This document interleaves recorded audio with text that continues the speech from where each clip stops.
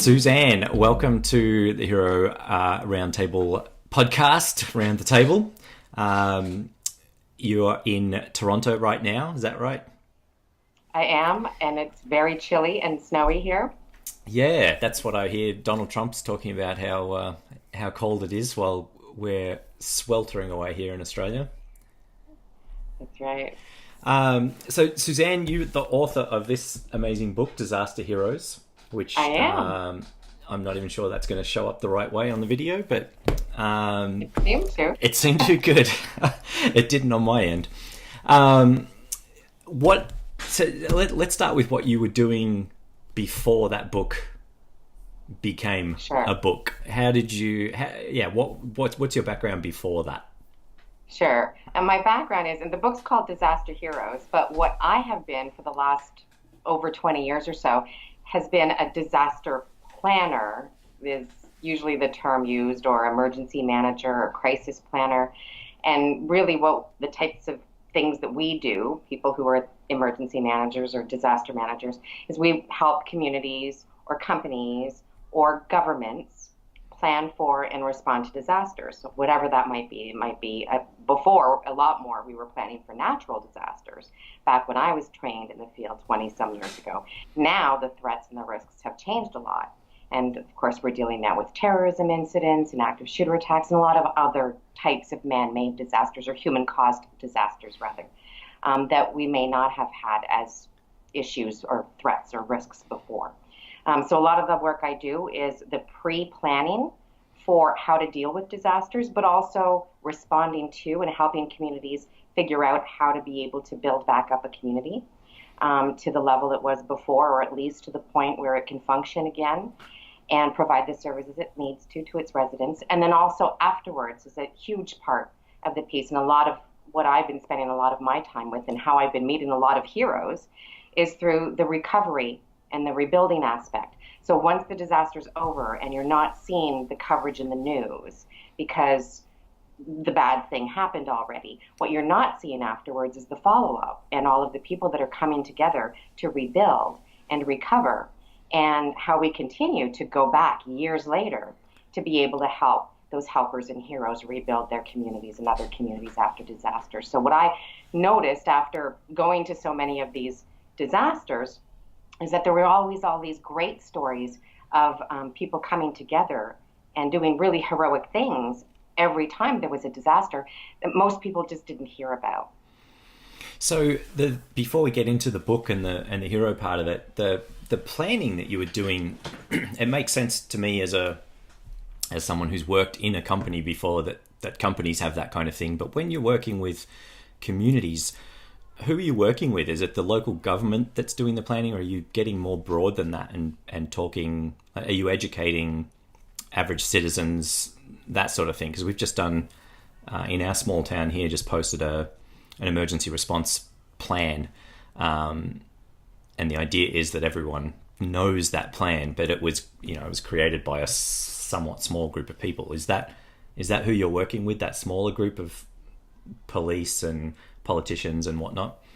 Ideally, that's what we would start with, is working with. Normally, every community has an emergency management group or a crisis management group within that community, and that usually would be whoever the local representative is, if it's a mayor or a reeve, and then you'd have usually the representative from police and fire around the table, and all of the people that would be around that would be responding to a disaster when something happened. Well, we work with them ahead of time to bring them together to be able to look at the plans already in place. Do they make sense or not? And then, of course, a big part of it is training people to make sure that we identify who are the right people to do certain things when disasters happen, and making sure that those people know what their responsibilities are and how to do what we're hoping that they can do, or what we're tasking them with during an emergency ahead of time. So making sure that they're prepared ahead.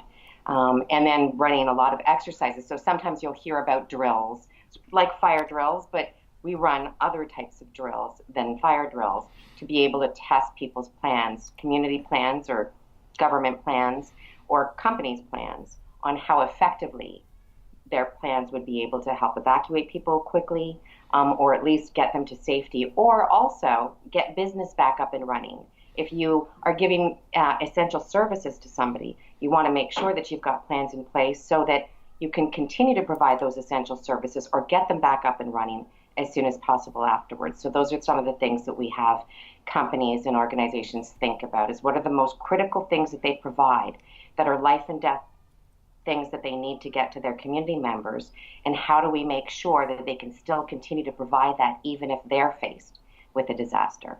Right, right. So your book and project really started, I understand, with a quote from Mr. Rogers. Can you share that with the audience? Yeah, I had read once a quote by Mr. Rogers where he had been asked before about bad things happening. I forget what the incident was specifically, but he had responded saying that when bad things would happen when he was a little boy, he would run to his mother for comfort, and how she would comfort him was she would tell him to look for the helpers. There will always be people who are helping. And when I read that, it dawned on me that, wow, that is so true. And I see that every time I respond to a disaster, that there are always these helpers and heroes in the background. And one of the quotes that I use in the book are helpers and heroes shine brightest in darkness. It's actually the T-shirt that I'm wearing right now. It's a Roundtable limited edition T-shirt. Very nice. But that's really what I've seen. And I kind of, just from hearing that quote and then experiencing what I experience and seeing the heroes and helpers always gather around, I thought, well, it just made sense to be able to try to share some of these inspiring stories of everyday people who are doing amazing things after disasters. So when you're responding, were you turning up in an official capacity to help with the response, or were you going there to offer support and research for further planning? It's both. Yeah. I did both. So a lot of my response initially was being sent as sort of like a lot of people, listeners might know of FEMA, or might have heard of FEMA, the Federal Emergency Management Agency. They became really well known after Hurricane Katrina, right, unfortunately, but better known for better things after Hurricane Sandy, and some really good response efforts after that. But anyway, so I worked for kind of our state level Federal Emergency Management Agency here in Canada, for our state level FEMA organization. So at that level, yes, I was an officer and I would get deployed. Our responsibility as an officer would be to work within that control group. So that group, I originally was talking about the mayor and the fire chief and the police chief who would normally assemble during a declared disaster. I would be the state rep who would get sent in to work within that emergency operations center to provide guidance and support on behalf of the government and what we could provide to them. And the best way we could do that is to be on the ground. So there was 4 officers at the time that whenever something would happen, one of us would get deployed to work within those emergency operations centers. So I spent 5 years going to everything from floods to train derailments to ice storms and everything in between. But I also infused myself into those emergencies, the larger emergencies, that I knew that I wouldn't get deployed to across the border. Yep. So I would then volunteer and send myself there and find out where the most needed areas would be for volunteers. And I would go, because the best way you're going to learn as a professional, I think, is to immerse yourself into the actual disasters. So that's the other part that I did. So my efforts in Katrina afterwards, going back to New Orleans several times to rebuild, as well as in New York after Hurricane Sandy, those were volunteer efforts where I sent myself. Yeah. And how does someone get into the business of training people to be ready for disasters? Well, back in the day when I started in it, it really wasn't even a profession. So this is how things have changed so much, really, in this field, more than any I can think of, really, if we look back at what has happened, human cause as well as natural. Back 20 years ago, emergency management was not even a profession. You couldn't actually go to any real university or school to learn about emergency management. There was one entity in all of Canada that was run by the federal government at the time, some years ago. That was the only place in Canada that anybody who was tasked with, and usually it was tasked with, because it wasn't a profession, so people weren't looking to hire people to pay them to do this stuff. They would just task the fire chief or the police chief with, oh, can you do this at the same time Yeah. and do this emergency response plan, make sure we're going to be okay during disasters. But then when I kind of got into it, that's when things started changing because I got into it, late 90s. And then 9/11 happened a few years later, and that's when everything changed. And Right. that was really the defining moment in this field, I think, where it turned into a field and a profession where people realize that we need people that are trained and able to respond, and things are going to keep happening. And it's not just about Mother Nature, but it's about being prepared for anything, anywhere. And is there similar stuff or similar organizations and training and focus in other countries so outside of Oh, North America? definitely. Yes. Luckily, fortunately, because it's sort of a growing small niche profession, really, there's only a few thousand of us around the world. And we almost all know each other for whatever country we're in. We always speak at the same conferences or are in the same networks. And I must say, and I'm not trying to compliment you specifically, but I must say that year after year, for the last, I don't know how many years that I've been going to the World Conference on Disaster Management, the Australians always come out on top as the number one prepared country. They really, really have things together over there. They test constantly. They have great plans in place. They love sharing Yep. their lessons learned from a lot of the devastating fires that you've had and continue to experience every year somewhere there. Just some great knowledge, great lessons learned, and just a great outlook on being able to plan for what might come next. Yeah, so I was going to bring this up too. You've worked with or spoken to the SES, the State Emergency Services in Australia. Is Hmm. that essentially FEMA in the US, or is Yeah, that's basically the same kind of organization that I was at. So it would be your state level yeah? FEMA. Because Hmm. SES is very, I mean, it's volunteer driven. And it's very local, and it's responding to all the things you respond to basically, as well as the police and the fire and the ambulances and whatnot. Right, yeah. Yeah, Your SES officers are great. They're yeah, amazing. yeah. Yeah. Um, so was there a defining person or event that got you thinking about this? I have to share the stories of these people. Yeah, it was definitely when I was on the ground after Katrina, a volunteer effort in New Orleans, and I was helping to rebuild a fire hall, and we were tasked with there was team members from like just us volunteers that were speakers at a conference there actually who were asked to volunteer our time if we wanted to help stay behind for a couple of days, and then they put us in with local volunteers who were already assigned rebuilding their own community. So I started talking. I was introduced to this one gentleman there who was a local, and he was a telephone engineer. He had no background in first response or anything like that, but he was a local engineer. And then he starts sharing with me his story, which was that after 9/11, so this wasn't about Katrina, but he was rebuilding his community because he lived in New Orleans. But he's telling me about a few years before that, 9/11 happens. He's watching the news. He notices that when he's watching the president at the time give an address, he notices when the camera pans out that the president was standing on a burned out fire truck. And right away, he remembered hearing that New York had lost almost 100 service vehicles. And instead of thinking like most of us would think, like the typical armchair critic would watch that on the news or on TV and say, well, I hope they do something about that. Oh, well, they better raise enough money to get 100 vehicles, or I wonder how they're going to do that, or the government better do that. He just came up with an idea himself to just call a local talk show the next day. And just by having an idea of trying to come up with a fundraising campaign, they ended up raising enough money to be able to build over $1 million, dollars, first of all, they raised, as well as they managed to build and deliver over five new service vehicles. The first one before Christmas, and remember, 9/11 happened in September, and they were able to build and deliver the Spirit of Louisiana, the first fire truck, before Christmas and deliver it there. And that Spirit, which, and in a crazy twist, that Ronnie Goldman, this hero, my first hero that I profile in the book, who's the inspiration for the whole book. Little did he know that 4 years later, the Spirit would make its way all the way back to New Orleans to help rebuild with the same amount of firefighters who lost their lives in New York City ended up coming back and accompanying the spirit to New Orleans to help rebuild there.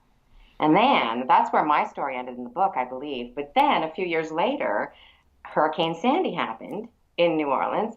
What did they do? I mean, sorry, in New York. Right. And so they recommissioned the spirit, send it back to New York again to help rebuild. So one man's idea, just placing a call on his own, ended up saving three different communities in three different disasters. Yeah. Yeah. And that's the first story in Disaster Heroes, the book. That's just one. And it's a really accessible book. It's it's these short stories of people who have decided to do something. It's a great read. It's a quick read. Did you have experience writing before this? Like, how did you come to be writing such an accessible book? Well, it took me a while to think about what I would want to read and how I would want to read it, and that was mostly why it is the way it is. So very short. I wanted everything to be like a short story, so that I know readers, and I'm sometimes one of them, where I can only read something for 10 minutes at a time or 15 minutes and then put it away and then forget about it for 2 weeks or something. I wanted it purposely to be short stories that someone could just read the first chapter, be Ronnie Goldman's story, put it away. Then when they have time, they read the next chapter.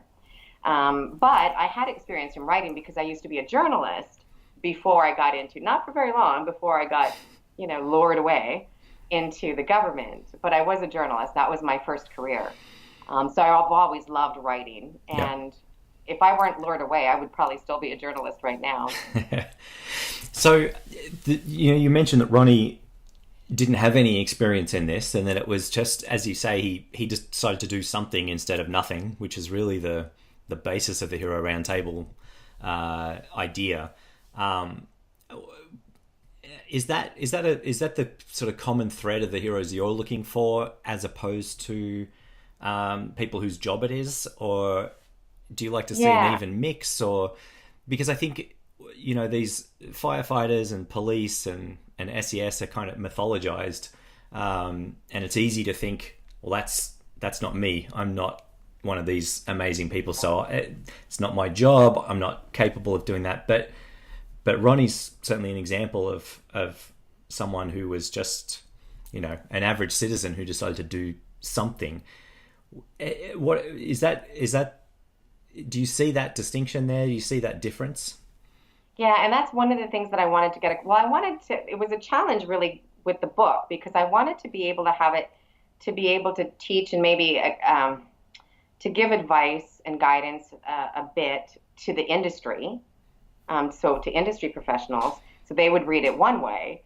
But then also I wanted also each story to inspire everyday individuals who aren't in the field at all and don't know anything about the field, so that they could read either Ronnie's or pretty much any of those stories in the book and say, oh, you know what?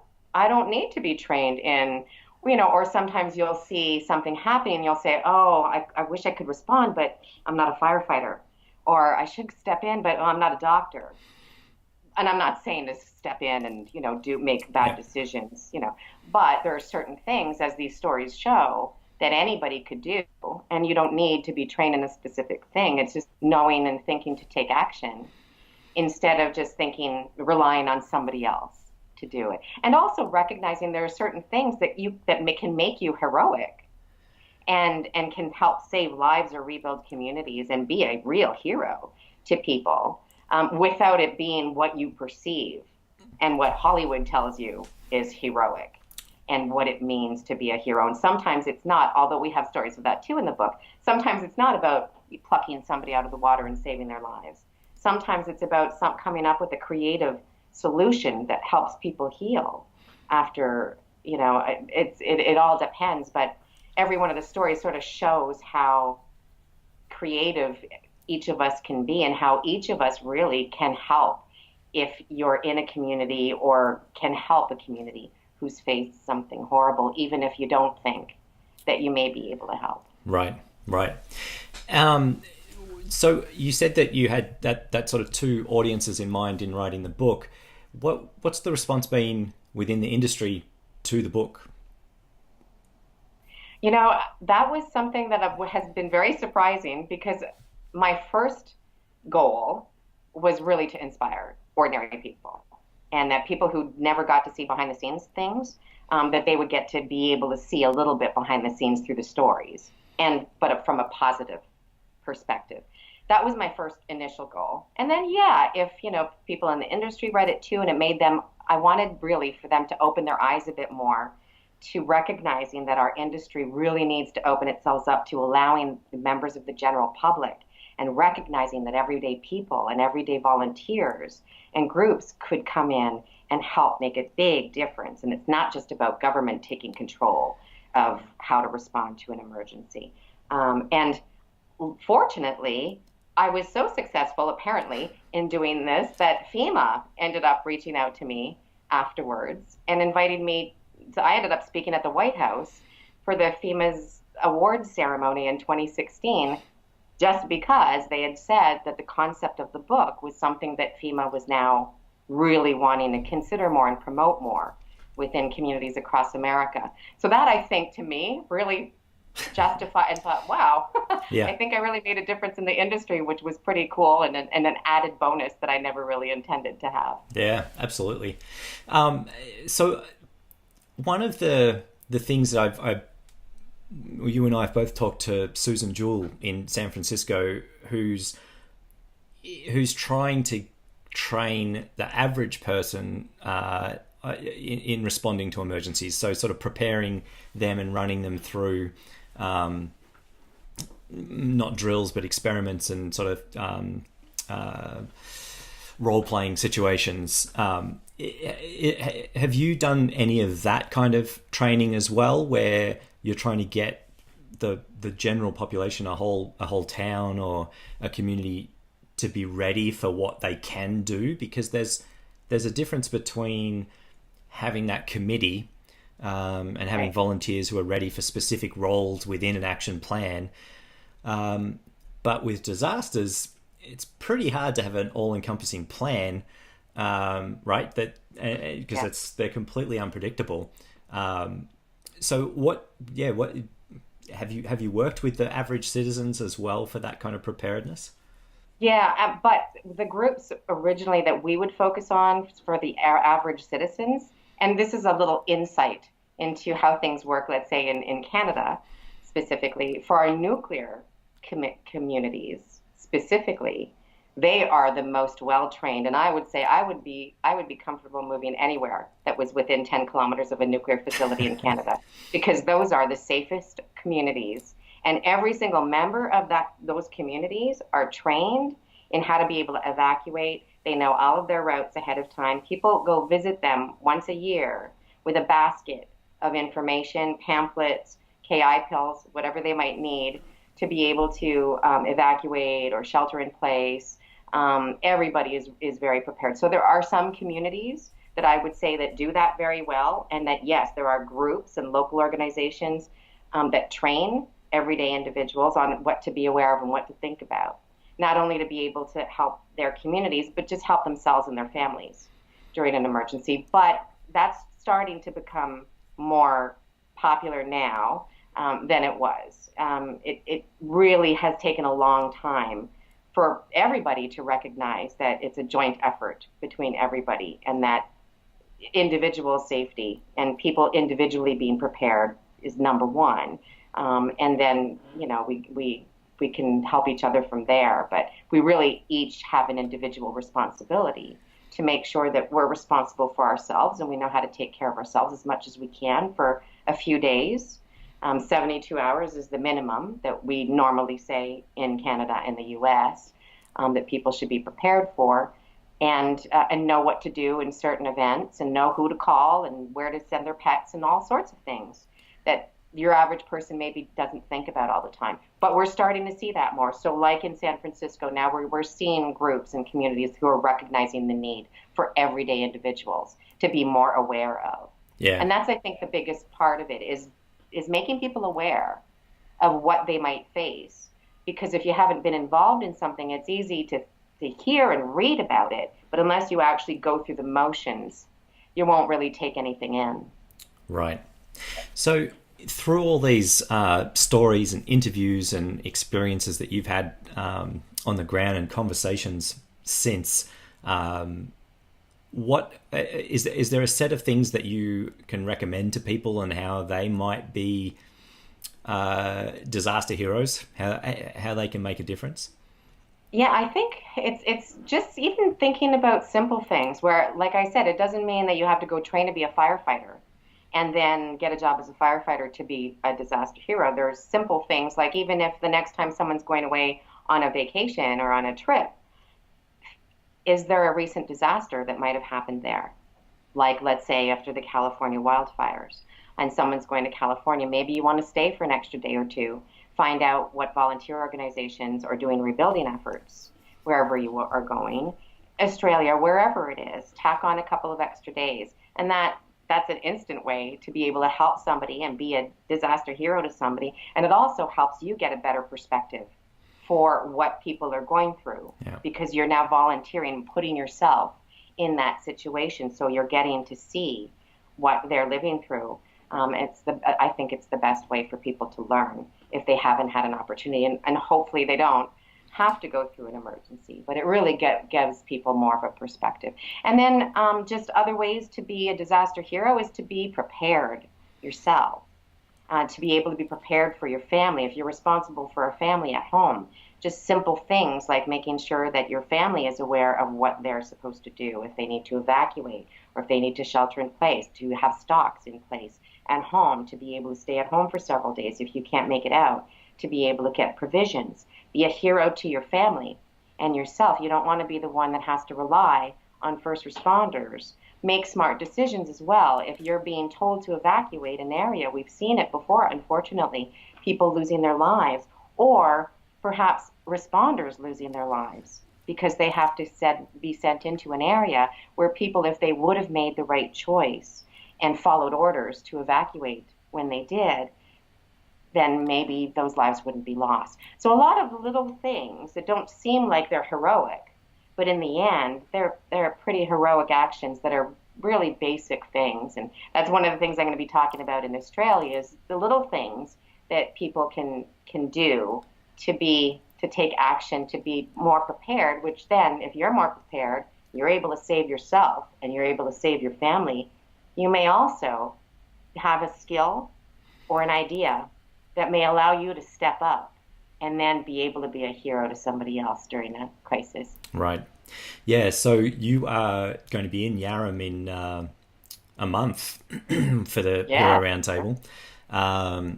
We certainly are in a fire zone. There was a big fire here 7 years ago, I think. And I mean, we're in the middle of fire season now. I'm getting alerts on my phone for fires almost on a daily basis. So I think that's going to be. I think you're going to have a pretty captivated audience here in Yarram. Just to pivot a little bit, over your left shoulder, there's a star hanging on the wall. Can you talk to us about that? That's another area you're very passionate Sure. about and put a lot of time into. Yeah, so that's a star of hope that you see behind me. And that star is that way, that way. Anyway, that's a star of hope. And that I got involved in. Well, one of the heroes that when people read the book, they'll hear about one of the heroes is the founder and the creator of the Stars of Hope concept. And what it is you'll see it's like a 1 foot wooden star. And the idea, the concept was after disasters, you go into disaster zones and they look all gray and there's no color left. Communities have to go back in. They have to get their stuff and they have to move back in. And so the founder, Jeff Parness, when he first went on the ground at a disaster, his idea was, well, let's get children, local children around to paint these wooden pieces, these stars, and we'll put them up in the community so that when the community comes back in, at least they don't just have this devastating grayness to look at. And they have hope. And they wanted to get kids to paint brightly colored images or words or sayings, anything that they thought would make them smile if something bad happened to them. Since then, that was 10 years ago plus now, since those first stars going into that community that was devastated in the U.S. and Kansas, Now, those stars are found in over 65 countries all over the world. We've even painted some stars at some hero roundtables that ended up in Brussels after the terror attack there, and ended up in several places, including London. Um, and yeah, it's incredible for me to see as somebody in the field that has spent a lot of years looking at working with communities after disasters, to see how the gesture and the act of delivering and painting a wooden star to somebody halfway across the world or just across your city that doesn't know you and is showing you that they care. It's unbelievable to see how what an impact it has on survivors and their ability to heal. And also how it's giving survivors a chance for themselves to be heroic to others, because since then, my involvement is for the past few years now, since the San Bernardino active shooter attacks happened in California. Since then, most of the major active shooter attacks, we've been going to paint these stars with survivors, because the survivors then want to paint them to send them and deliver them to the next community, and so on and so on. So although there are horrible things happening that sometimes we cannot prevent, what we can do is recognize the healing things that we can do, and some of them don't cost a cent, like painting a wooden star, and the impact that that can have on healing a whole community, and we're seeing it almost every day. Yeah, and it is that act of showing care, and I think I remember. I mean, there's been a number of Hero Roundtable speakers that have that kind of story where they're doing something that does seem fairly simple, fairly easy, but it is that communication of there's someone in the world somewhere that cares about you enough to have done this, and it can be a real difference maker in those situations of despair. If you've lost a loved one, or if you've lost your home, or whatever it might be, that simple act of caring it can be transformational. It sure is, and I'm witnessing it every time I see a star in that getting delivered into the hand of another survivor. And it goes back to what you said too, just about Ronnie Goldman. You know, he was just showing someone that he cared. He wouldn't have expected that anyone in New York would have ever connected him specifically to this gift of a truck. But that's the simple piece. Is I see someone who needs something, I'm going to give them something, and it doesn't have to be raising $1 million. It can be a simple gesture, or stopping to help instead of driving past, or whatever it might be. Yeah, think about all the heroes that didn't stopped and didn't drive past after 9/11, as well as all of those heroes, the unsung heroes from every disaster, really. That if we went back, and that's one thing that I would like to do one day, is to be able to go back and then focus a lot more on all of the other hidden heroes from these major incidents that we forgot, not didn't forget, well, that weren't profiled. Yeah. Well, you see that with the stories about Holocaust heroes, the people that did something, or hid some people, or risked their lives, and but a lot of those stories take a long time to come out, and I imagine there's very very few things as massive as the Holocaust, but with these big events, there's so many stories that maybe the person involved or the people involved haven't talked about since. And it might be another 20 years before some of these stories come out, because it's not something that people who have helped in those sorts of situations really want attention for, right? Right. Yeah, that's the thing too. That's another big observation I had when I was reaching out to even interview all of these heroes that I call heroes. It was tough to get them to even talk as well, because that's one of the biggest things, is you're not really a hero if you're wanting to do things for the title of being a hero, right? It's the opposite. And I was scaring people away, because when I said the title of my book was Disaster Heroes, right away they'd say, whoa, but I don't want to call myself a hero. Yeah. So that's a great observation that you have, that I found constantly that was a challenge, but which makes it even more which makes them even more special, Right. obviously. Right. Yeah, I Because get. they're doing it, they're not thinking about why they're doing it. They want to do it to help. Yeah, absolutely. And that's one of the factors or definition points that Zimbardo and Zeno Franco came up with early on, is that it has to be done without the hope of some sort of reward or title or recognition. Yeah. And that certainly happens with Hero Roundtable. When I invite someone to speak, I often get that, oh no, it doesn't sound like that's for me because I'm not a hero. And it's a funny thing, but I think the stories of these actions are so important. And so what you've done is just a fantastic resource for the world. But it's so getting these people to speak. It's if you can just share the story of what you did and how it happened, and that gives us, the average citizen, something to relate to and say, oh, that person is just a normal person and did this, so maybe I can do this. Yeah.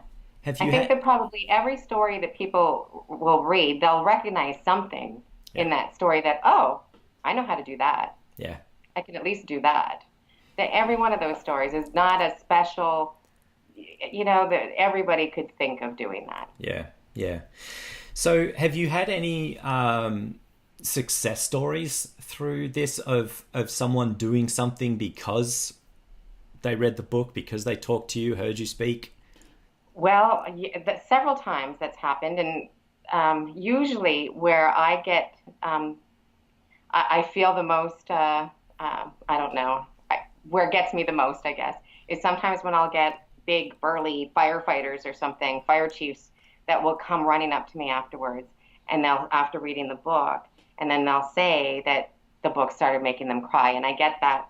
That's probably one of the most frequent, not I get it a lot, but I'm saying of those surprising comments that I get, that's the one that I get the most frequently is I'll get from your, not typical emotional people in the field who will come up and say, wow, that brought me to tears, or that I think has been the biggest reaction, most surprising reaction that I've gotten. And then also, yeah, I've had a couple of people come to me afterward, reach out to me by email afterwards, just everyday citizens saying, thank you so much for sharing these stories. I didn't know that I could maybe do something. And so yes, several just everyday people have contacted me to say that just reading the stories have inspired them and showed them, and not only just inspiring them that they could do something, but because, the timing just happened that when I started writing this, we weren't in the time that we were, let's say, in Yeah, what's going on in the world right now.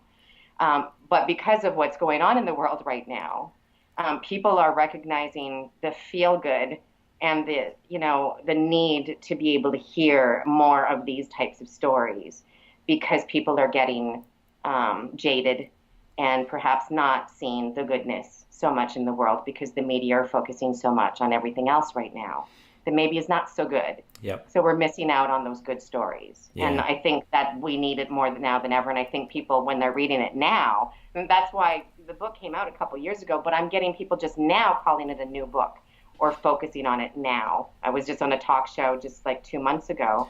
But I think it's because it's needed now. yeah, yeah, People need to hear absolutely. these stories.